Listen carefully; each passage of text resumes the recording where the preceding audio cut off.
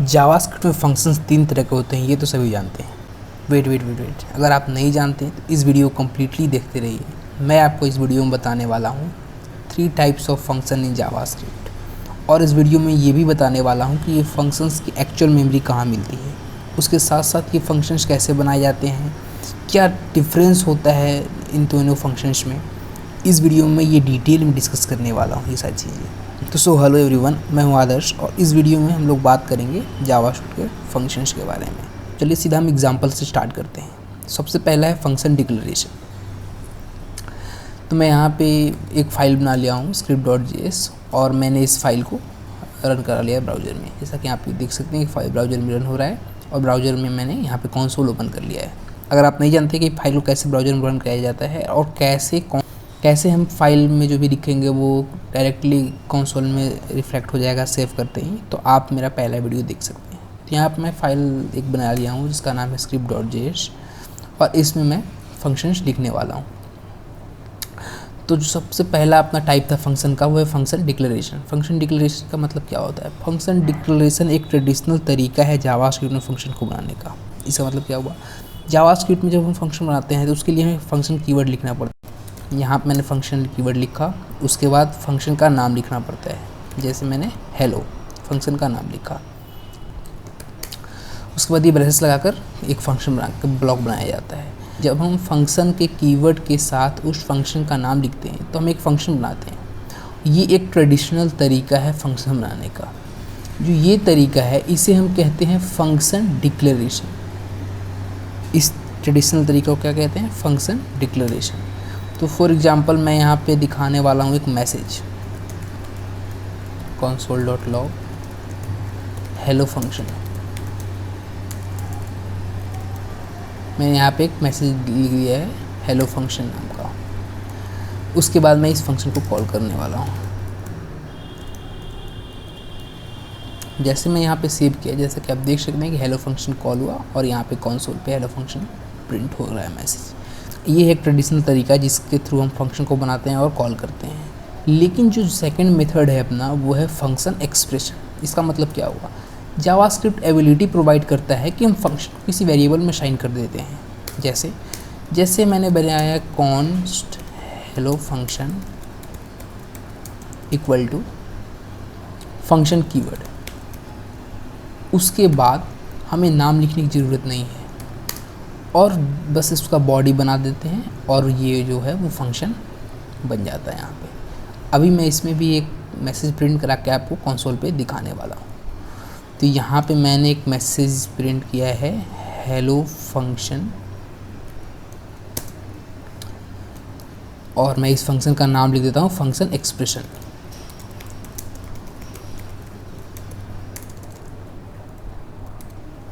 और मैं इस फंक्शन को कॉल कराने वाला हूँ।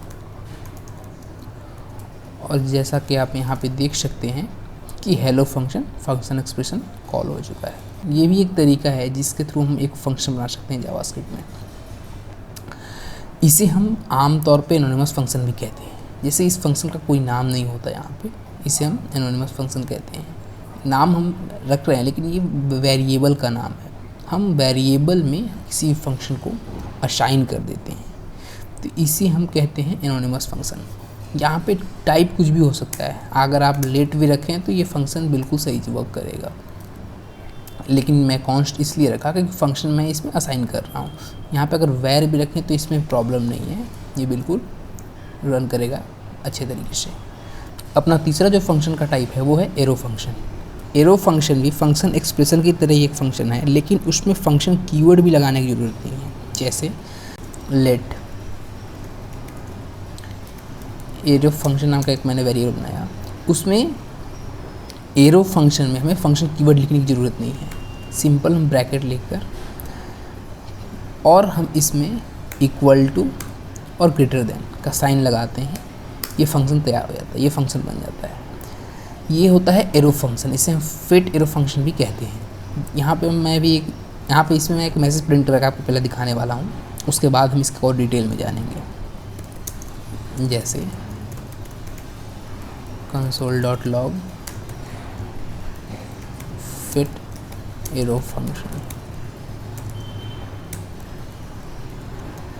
और मैं ये एरो फंक्शन को कॉल कराने वाला हूँ। जैसा कि आप देख सकते हैं कि यहाँ पे ये फेट एरो फंक्शन कॉल हो चुका है। लेकिन एक्चुअल में ये तीनों में डिफरेंस क्या है? मैंने यहाँ पे अभी 3 फंक्शन बनाए हुए हैं।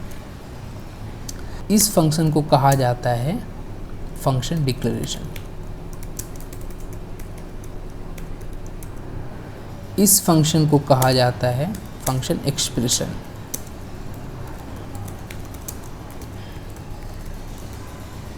और इस फंक्शन को कहा जाता है फेट एरो फंक्शन।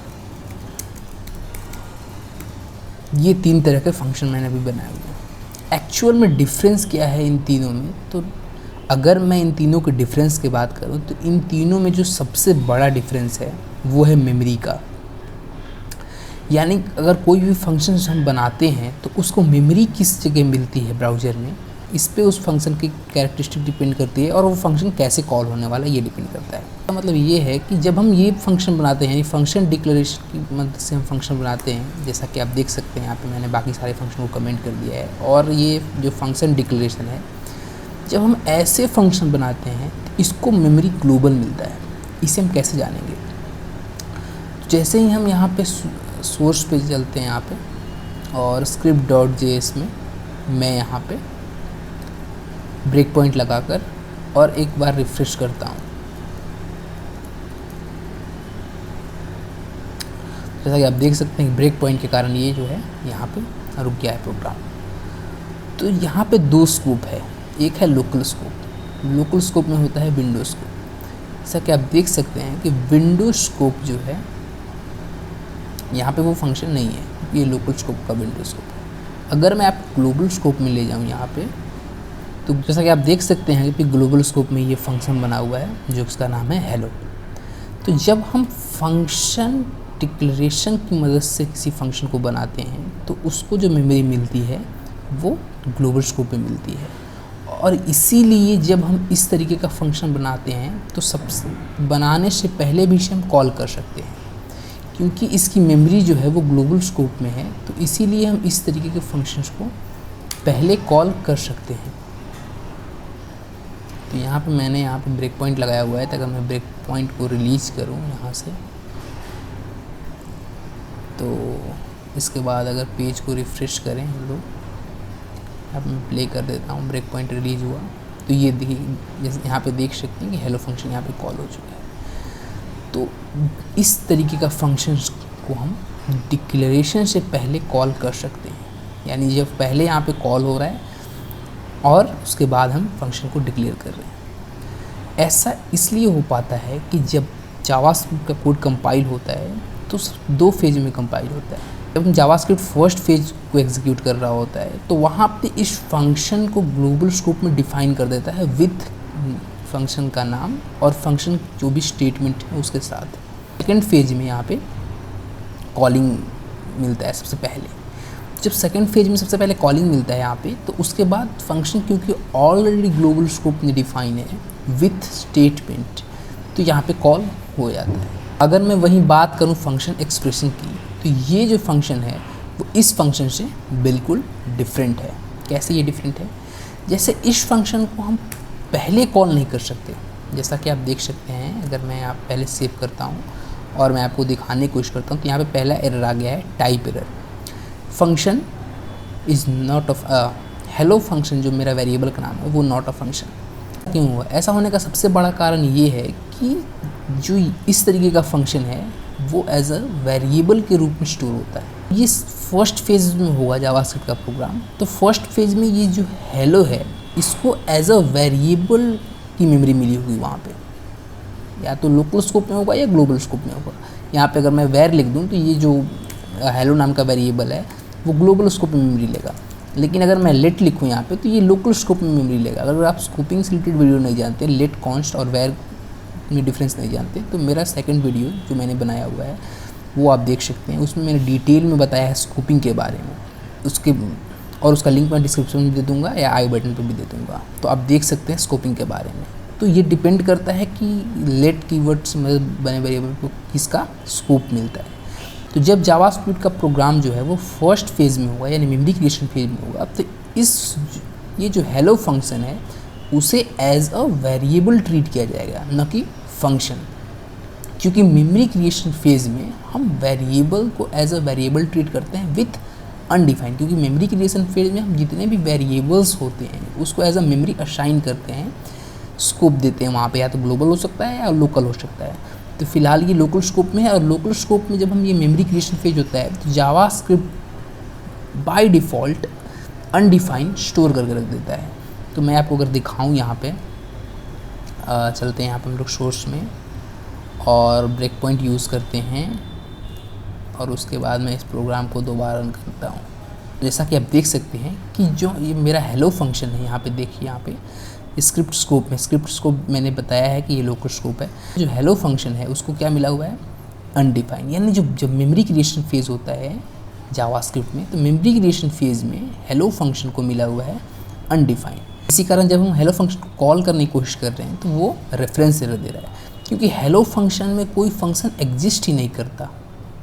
यहाँ पे अनडिफाइंड जो कि एक कीवर्ड है जावास्क्रिप्ट रख देता है, अगर वेरिएबल्स में कुछ नहीं है।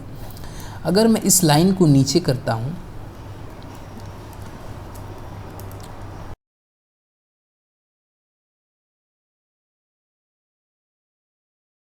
यहाँ पे मैंने ब्रेक पॉइंट लगाया हुआ है और मैंने हेलो फंक्शन जो कॉलिंग था उसको डिक्लेरेशन से नीचे लिख दिया है। उसके बाद क्या चेंजेस हुए हैं इसमें, जैसा कि हम देख सकते हैं कि हेलो फंक्शन में अभी मैं यहाँ लाइन नंबर 8 पे ब्रेक पॉइंट लगाने के कारण मेमोरी क्रिएशन फेज़ में रुका हुआ है प्रोग्राम। मेमोरी तो मिल गई है जावास्क्रिप्ट, लेकिन इनिशियलाइजेशन नहीं हुआ है फंक्शन का, इसीलिए जो फर्स्ट फेज़ में जो मेमोरी मिली है उसमें यहाँ पे अनडिफाइंड रखा हुआ है। जैसे ही मैं नेक्स्ट स्टेप करूँगा तो आप देख सकते हैं कि यहाँ पे जो सेकेंड, उसके बाद जब मेरा ब्रेक पॉइंट जो सेकेंड लाइन पे आया तो यहाँ पे आप देख सकते हैं कि जो हेलो फंक्शन यहाँ पे उसको असाइन हो गया एक फंक्शन, जैसा कि आप देख सकते हैं फंक्शन जो कि एनोनिमस फंक्शन है यहाँ पे वो असाइन हो चुका है। अगर मैं नेक्स्ट फेज़ पे करूँगा तो अब मैं इसे कॉल कर सकता हूँ। एक्चुअल डिफरेंस है फंक्शन डिक्लेरेशन का और फंक्शन एक्सप्रेशन का। फंक्शन डिक्लेरेशन में हम पहले इसलिए कॉल कर पाते हैं, जो ट्रेडिशनल फंक्शन होते हैं जो फंक्शन कीवर्ड की मदद से बनते हैं उसे मेमोरी में डायरेक्टली रख दिया जाता है, यानी पूरा का पूरा फंक्शंस विथ स्टेटमेंट को पूरी की पूरी तरीके से मेमोरी में रख दिया जाता है। लेकिन यहाँ पे ऐसा नहीं होता है। जब हम एक फंक्शन एक्सप्रेशन की मदद से फंक्शन बनाते हैं तो ये बिल्कुल अलग होता है ट्रेडिशनल फंक्शन से। यहाँ पे दो फेज़ में फंक्शन बनते हैं, पहला है मेमोरी क्रिएशन फेज, दूसरा है program execution phase. Memory creation phase में क्योंकि हेलो फंक्शन जो है वो एक वेरिएबल्स है, तो एज अ वेरिएबल्स की तरह ट्रीट किया जाता है। वहाँ पे वेरिएबल कह सकते हैं, ऑब्जेक्ट कह सकते हैं, ऐसे एज अ वेरिएबल या ऑब्जेक्ट की तरह ट्रीट किया जाता है। लेकिन सेकेंड फेज ऑफ प्रोग्राम में हेलो फंक्शंस जो है उसमें एज अ एक फंक्शन असाइन हो जाता है। फंक्शन डिक्लेरेशंस जो बने फंक्शंस होते हैं वो डायरेक्टली मेमोरी में असाइन हो जाते हैं, जबकि फंक्शन एक्सप्रेशन से बने फंक्शंस पहले वो मेमोरी में क्रिएट होते हैं, देन सेकेंड फेज़ में वो असाइन होते हैं, जिसे हम प्रोग्राम एग्जीक्यूशन फेज कहते हैं। उसके बाद वो कॉल हो पाते हैं। तीसरा है fit arrow function. Fit arrow function जो होते हैं वो जो यहाँ पे फंक्शन एक्सप्रेशन है वो बिल्कुल सिमिलर होते हैं। फिट एरो फंक्शन एक तरीका है जिसके कारण हम फंक्शन को और सिंपलर वे में लिख सकते हैं, और फिट एरो फंक्शन भी बिल्कुल सेम होता है फंक्शन एक्सप्रेशन की तरह। जैसा कि मैं आपको यहाँ पे अगर दिखाऊं पहले कॉल करके, और ये दो फंक्शन को मैं पहले कमेंट कर लेता हूँ, और मैंने ये पहले कॉल किया है फिट एरो फंक्शन का, तो यहाँ पे हम देख सकते हैं। अगर मैं कंसोल पे चलूँ, इसे सेव करूँ, तो कॉलिंग तो हो, ब्रेक पॉइंट लगने के कारण ये प्रोग्राम रन नहीं हो रहा, तो मैं इसे रिलीज़ करता हूँ, और उसके बाद जैसा कि आप देख सकते हैं कि रेफरेंस एरर आ रहा है, बिल्कुल सेम जो कि यहाँ पे फंक्शन एक्सप्रेशन में आ रहा था। ये भी बिल्कुल एज इट इज़ वर्क करता है फिट एरो फंक्शन। जैसा कि अगर मैं मेमोरी में आपको यहाँ पे दिखाऊं तो मैं यहाँ पे ब्रेक पॉइंट लगाता हूँ, और फिर यहाँ पे भी मैं लगाता हूँ, दो जगह ब्रेक पॉइंट लगाता हूँ, और मैं इस प्रोग्राम को दोबारा सेव करके रिफ्रेश करता हूँ। तो जैसा कि आप देख सकते हैं कि यहाँ पे ये लोकल स्कोप में बना हुआ फंक्शन है और यहाँ पे अनडिफाइंड असाइन है। तो तो जब जावास्क्रिप्ट जब जावास्क्रिप्ट ने इस वेरिएबल को मेमोरी दिया तो वहाँ पे सबसे पहले फंक्शन को असाइन नहीं किया, मेमोरी मिला और मेमोरी मिलने के बाद एक स्पेशल कीवर्ड रख दिया गया जिसका नाम है अनडिफाइंड। सेकंड फेज में जब ये फंक्शन कॉल होने की कोशिश कर रहा है तो क्योंकि अभी असाइनमेंट ऑपरेटर जो है वो वर्क नहीं किया है और सबसे पहले हम उस एरो फंक्शन को कॉल कर रहे हैं जिसमें अनडिफाइंड रखा हुआ है, तो इसीलिए यहाँ पे ये रेफरेंस एरर मिल रहा है। यहाँ पे रेफरेंस एरर मिलने का बस यही कारण है कि फर्स्ट स्टेप में जो ये इस तरीके से फंक्शन बने होते हैं, यानी फंक्शन एक्सप्रेशन की मदद से जो भी फंक्शन बने होते हैं उसमें अनडिफाइन होता है, उसमें कोई भी फंक्शन का ऑब्जेक्ट नहीं होता और हम उसको कॉल करने की कोशिश करते हैं तो अनडिफाइन देता है। ये है डिफरेंस फंक्शन एक्सप्रेशन से बने फंक्शंस का और फंक्शन डिक्लेरेशन से बने फंक्शंस का। एक तरीका और है इस फंक्शन को लिखने का। अगर कोई वैल्यू रिटर्न करना है, समझ लेते हैं कि फंक्शन कोई वैल्यू रिटर्न करता है, तो वैल्यू रिटर्न करने के लिए हमें यहाँ पे रिटर्न स्टेटमेंट लिखना पड़ता है। रिटर्न, जैसे कोई भी स्ट्रिंग रिटर्न करना है तो वर्क मैंने यहाँ पे एज ए स्ट्रिंग रिटर्न किया। अब मैं इस फंक्शन को कॉल करूँगा यहाँ पे हेलो फंक्शन को, तो मैं आपको कॉल करके दिखाता हूँ। ये मैंने यहाँ पे कंसोल डॉट लगाया और इसमें मैंने यहाँ पे पेस्ट किया। इससे पहले कमेंट कर लेता हूँ और अगर मैं यहाँ पे वो सेमीकोलन लगेगा, इसके बाद ब्रेक पॉइंट को रिलीज़ करते हैं। तो यहाँ पे मैंने फंक्शन को कॉल किया है और यहाँ पे आप देख सकते हैं कि ये जो लाइन है वो प्रिंट हुआ। पहला है जो console डॉट लॉग फंक्शन में लिखा हुआ है और दूसरा जो रिटर्न स्टेटमेंट चला हुआ लाइन है वो प्रिंट हुआ। एरो फंक्शंस में भी हम रिटर्न स्टेटमेंट लिख सकते हैं, लेकिन इसमें हम और आसानी से वैल्यू को रिटर्न करा सकते हैं बिना रिटर्न स्टेटमेंट लिखे हुए। देख लेते हैं हम लोग कैसे एरो फंक्शन बिना रिटर्न स्टेटमेंट लिखे हुए रिटर्न करा सकते हैं वैल्यू को।